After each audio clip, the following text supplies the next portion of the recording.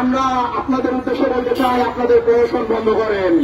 যদি বন্ধ না করেন আপনাদের বিরুদ্ধে আবার ডিরেক্ট অ্যাকশন শুরু হবে। আপনারা এখনো সময় আছে, পিএসসি সংস্কার করেন। যত রকম চাকরি আছে সবগুলোতে স্বচ্ছ মেধার ভিত্তিতে নিয়োগ দেন এবং টোকিও বাংলা থেকে স্থায়ীভাবে স্থায়ী চাকরি ব্যবস্থা করা হচ্ছে সেটা বাতিল করেন। দ্রুত পরীক্ষার ব্যবস্থা করতে হবে এবং অন্যতম যেটা প্রত্যেক চাকরির পরীক্ষার ফি কমাতে হবে। সাধারণ ছাত্র জনতার সবার দাবি। এতদিন স্বৈরাচার সরকারের কারণে অনেকে বলতে পারে নাই, কিন্তু দেশ আমরা স্বাধীন করেছি। স্বাধীন দেশে আমরা কোন রকম বৈষম্যের শিকার হব না।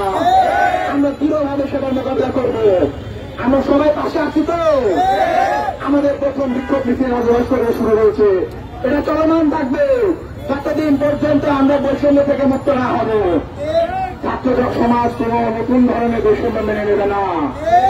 আপনাদের কাছে আমাদের দাবি, আপনারা সবাই আমাদের পাশে থাকবেন, সাধারণ জনতা আমাদের পাশে থাকবেন। আমরা এই বৈষম্য করতে সফল হবে ইনশাআল্লাহ।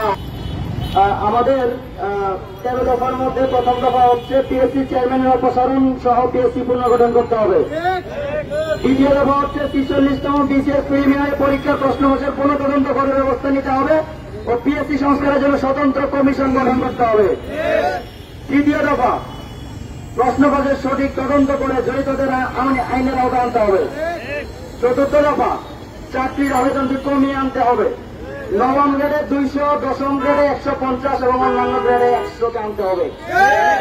পঞ্চম দফা প্রিলিমিনারি পরীক্ষার ফলাফল প্রকাশের সাথে সাথে প্রাপ্ত নম্বর প্রকাশ করতে হবে এবং একইভাবে রিটেন ও ভাইভার প্রাপ্ত নম্বর ফলাফলের সাথে সাথে প্রকাশ করতে হবে।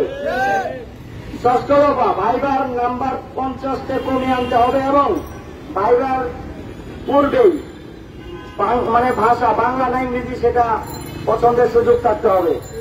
সপ্তম দফা পূর্ব ঘোষিত ডেডলাইনের মধ্যে নিয়োগ প্রক্রিয়া সম্পন্ন করতে হবে এবং চাকরি পরীক্ষার কেন্দ্র বিকেন্দ্রীকরণ করতে হবে। আমরা জানি শুধুমাত্র বিসিএস পরীক্ষায় বিভাগীয় পর্যায়ে হয়, বাকি সব পরীক্ষা হয় ঢাকায়। সেক্ষেত্রে একজন পরীক্ষা ক্যান্ডিডেটকে সেই ময়মনসিংহ থেকে রাজশাহী থেকে ঢাকায় আসতে হয়, যেটা একটা প্রহসন। এটা বিকেন্দ্রীকরণ করতে হবে। অষ্টম দফা ক্যাডার এবং নন ক্যাডারের সুনির্দিষ্ট পদ প্রকাশ করে নিয়োগ প্রক্রিয়া সম্পন্ন করতে হবে। আপনারা জানেন যে নন ক্যাডারে সুনির্দিষ্ট কোন পদ থাকে না এবং অল্প কিছু নিয়োগ দিয়ে বাকিদেরকে ওয়েটিং লিস্টে বেরিয়ে রাখে, যে জন্য তারা পরবর্তী প্রিপারেশন নিতে পারে না এবং একটা হতাশায় ভোগে। আমরা সেটা চাই না। তারপরে নবম দফা নিয়োগ সূচি অনুযায়ী প্রিলি, রিটেন এবং ভাইভা পরীক্ষা গ্রহণ করতে হবে এবং পিএসসি মেম্বার বৃদ্ধি করে 1 বছরের মতো গেজেট প্রক্রিয়া সম্পন্ন করতে হবে। আপনারা জানেন এটার একটা পদক্ষেপ নেওয়া হয়েছিল, কিন্তু এটা কোনো বাস্তবায়ন হয় নাই। আমরা চাই পিএসসি মেম্বার সর্বোচ্চ 20 করে সেই গেজেট প্রক্রিয়া যেন 1 বছরের মধ্যে সম্পন্ন করা হয়। দশম দফা অন্যায় সুপারিশ প্রাপ্তদের নিয়োগ বাতিল করে মেধা তালিকা অথবা প্যানেল থেকে নিয়োগ দিতে হবে। আর সাম্প্রতিক সময়ে আমরা দেখতে পাচ্ছি যারা আউটসোর্সিং কর্মচারী ছিল তাদেরকে শুধুমাত্র একটা অফিস নোটিশের মাধ্যমে তাদের চাকরি স্থায়ীকরণ করা হচ্ছে, যেটা স্পষ্ট প্রহসন। আমরা সেই প্রহসন মানি না। আউটসোর্সিং কর্মচারীদের নীতিমালা এবং নীতিমালা ব্যতীত এবং শুধু অফিস নোটিশের মাধ্যমে তাদেরকে চাকরি স্থায়ীকরণ করা যাবে না।